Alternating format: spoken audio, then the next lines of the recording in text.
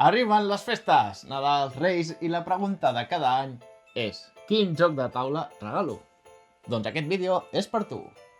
Vols regalar bé, no vols equivocar-te i sobretot vols que el joc realment surti a la taula. Doncs hem preparat, com sempre, una selecció de jocs per regalar aquest Nadal 2025, separats per tipus de persona i de taula. Tant si és per algú que juga sol, que juga en parella, que està acostumat a jugar o que comença a jugar. Anem al lío. I començarem parlant de solitaris. I farem una mica de trampa, la veritat, perquè un és un joc multisolitari i l'altre és un cooperatiu, però que juga exactament igual a dos que solitari. Detalls, petita importància. Comencem pel segon, és Valpiedra, de Pimp Games, que el teniu aquí darrere. I és un joc que ens endinsa en una masmorra, anirem baixant nivells, recollirem una relíquia i cada nivell ens va proposant un repte cada cop més exigent. Però un cop tenim aquesta relíquia a les mans, és quan comença el joc de veritat, perquè has de sortir per cames i et vas trobant tots els monstres que has deixat a l'esquena. Això sí pot sortir. I a més, et van perseguint els cabrons. No, això primer si has aconseguit baixar, que ja és un altre tema. És un joc molt exigent, no és gens fàcil de guanyar i de fet el primer repte seria trobar-lo perquè està esgotadíssim. Ja sé que estem dient compreu-vos aquest joc i parlem amb un que ja està esgotat. Sisplau, no el compreu a Wallapop, us clavaran 80 euros, el joc val només 20, tingueu una mica de paciència i esperareu al març, perquè vindrà amb una expansió. Si espereu al març, ve amb expansió i si no podeu esperar i el trobeu en una botiga, compreu-lo, que és compra recomanadíssima. I com no podem garantir que trobeu el Valpiedra, us proposem el Strange World de Rocket Lemon Games. És un joc on crearem un puzzle fent una graella de 4x4 on hi haurà diferents elements. Aquests elements puntuen i tenen unes regles de col·locació diferents. Si incomplim aquestes regles, haurem de girar la carta que no hem pogut col·locar i aquesta es converteix en un monstre que ens traurà punts a final de partida. El que anava més perfecte per jugar en solitari perquè es tracta de superar tu mateix i vas fent tu el puzzle al teu rotllo. Però també té l'opció de fins a 4 persones, que és tocar els altres, tocar-li els nassos als altres per no deixar-li les cartes que li interessa mitjançant la selecció de cartes en el draft. I passem d'una a 2 persones. Aquí triarem 2 jocs bastant nous que no hauríeu de tenir problemes per trobar a les estanteries. El primer d'ells, Una aventura salvaje. Joc peculiar, caòtic, moltes cartes i cada carta fa una cosa diferent. És un duel de combinar cartes i activar combos bastant bojos. Aporta una mecànica bastant original, que és que les cartes nosaltres primer les comprem i quan les comprem tindran un determinat número d'usos. Aquest determinat número d'usos, quan les anem fent servir, s'aniran gastant i quan la carta ja no li quedin usos, la guardarem amb una, diguem-ne, una cova de puntuació. La gràcia està que les cartes que nosaltres hem activat completament van a aquesta cova de puntuació i les puntuarem al final de la partida. Però podrà haver-hi cartes que hem baixat i hem jugat alguna vegada, però com no les hem esgotat, no puntuaran al final. És un joc bastant exigent i requereix que la parella sigui bastant juganera. I la segona proposta que us portem també requereix una bona parella de jugaires. Us parlem del White Castle Duel, un joc que ja funcionava de per si a dos, com és el White Castle. Han decidit que treure els daus que tant caracteritzaven el White Castle com el Red Cathedral al Sortiet. En el White Castle Duel, com en l'altre, sempre tens opcions, més losers que d'altres, això també és veritat. Sempre sembla que pots arreglar la situació, però si no planifiques bé, el joc t'ho recorda molt ràpid. Vinga, doncs canviem de categoria, anem a parlar de jocs familiars. Rebaixem una mica l'exigència i parlem de jocs bastant més senzills. Començarem per un dels fillers d'aquest any, La Cuenta. És un joc que permet jugar fins a 8 persones, anirem demanant platillos en un bar, agafarem vi, pim-pam, anirem fent comentaris de cunyau, perquè si no feu els comentaris de cunyau, el joc perd tota la gràcia. Són necessaris. Sí, és un joc que necessiteu fer dels jocs. Si no, no jugueu a aquest joc. I arribarà un punt que algú no podrà demanar més plats i haurà de pagar el compte. Ja quan estiguem farts, algú demanarà el compte. Però sempre podem intentar escaquejar-nos. Podem dir que és el nostre aniversari i dir ja no pago res. Clar, t'han de convidar. Podem pagar el cafè. O pots anar al lavabo. O te'n pots anar al lavabo. Te'n pots escaquejar de bastantes maneres. O, si tracta de... finalment et toca pagar tu, doncs pots decidir ser bons germans i compartir el compte amb algú altre. És un joc de bastant fer-se la guitza entre tots i molt divertit. I de no pagar. No vull pagar. Exacte. L'altra proposta familiar que us portem és el Tras los Pasos de Darwin, que publica aquí Trancis. És un puzzle de 12 rondes, on hem de maximitzar el moviment i aconseguir documentar el màxim d'espècies per convertir-nos en els deixebles favorits del Darwin. Molt bon joc per la família, molt senzill, i per si voleu anar més enllà, us recomaneu que busqueu a les botigues d'importació l'expansió, doncs ara sembla que Tranquil no la portarà. No està previst. O no està previst que la porti. Però us recomanem el Tras los Pasos de Darwin i a més la producció és meravellosa.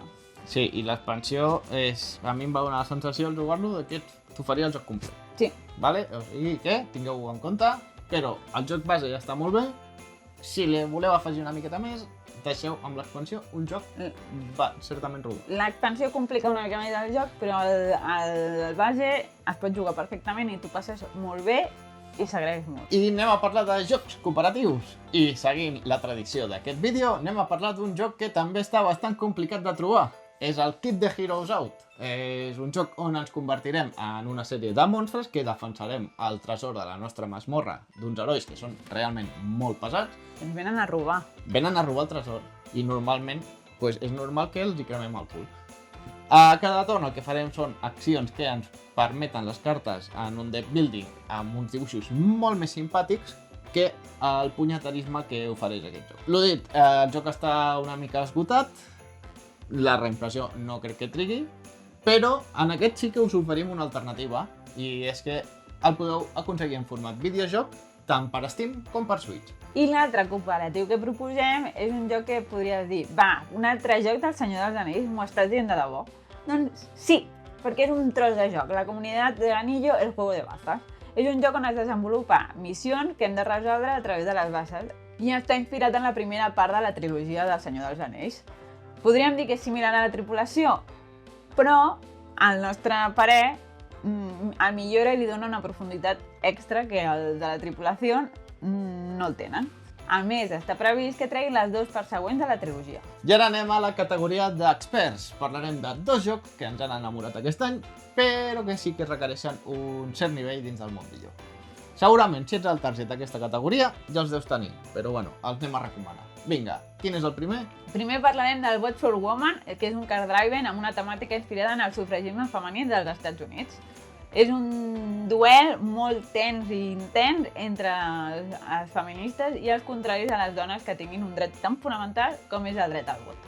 A través dels esdeveniments anirem disputant la majoria en els diferents estats i al Congrés i guanyarà qui sigui capaç de jugar millor les seves cartes. Important també que la persona que faci de contrari al dret al vot sigui també un cunyat i que faci comentaris de cunyat. I per altra banda, parlem del SETI. És un joc que ens proposa l'exploració espacial com a mecànica conductora. Enviem sondes a buscar vida extraterrestre, millorem la nostra tecnologia de detecció i quan per fi ens topem amb els aliens, es descobrirà una nova mecànica que ens farà canviar la partida completament. Hi ha un total de 5 races en el joc base i a cada partida en jugarem un total de 2. Evidentment, es tracta un joc que tindrà molta carn d'expansions, així que estigueu atents aquest 2026, però a la que pugueu, jugueu aquest joc base. I per parlar dels fillers, parlarem de jocs per jugar en grup. El primer d'ells serà Flip 7, és un joc semblant al Blackjack, un temptar la sort que convida a acumular fins a 7 cartes davant sense repetir el número i, quan parem, haurem de demanar o sumar el valor de les cartes i quan més alt és el número de cartes, més ens trobem a la pila. És a dir, si traiem un 12, que sapigueu que a la pila hi ha 12 dotzes. Fàcil, no? Hi ha un 7, a la pila hi ha 7 sets. Doncs així, és ideal per grups grans i jugar més de 6 és molt bon número. A més, jo li dic que és el Peluses per adults. I si com a molt la taula té 5 membres, el que us proposarem serà un Cortesanos.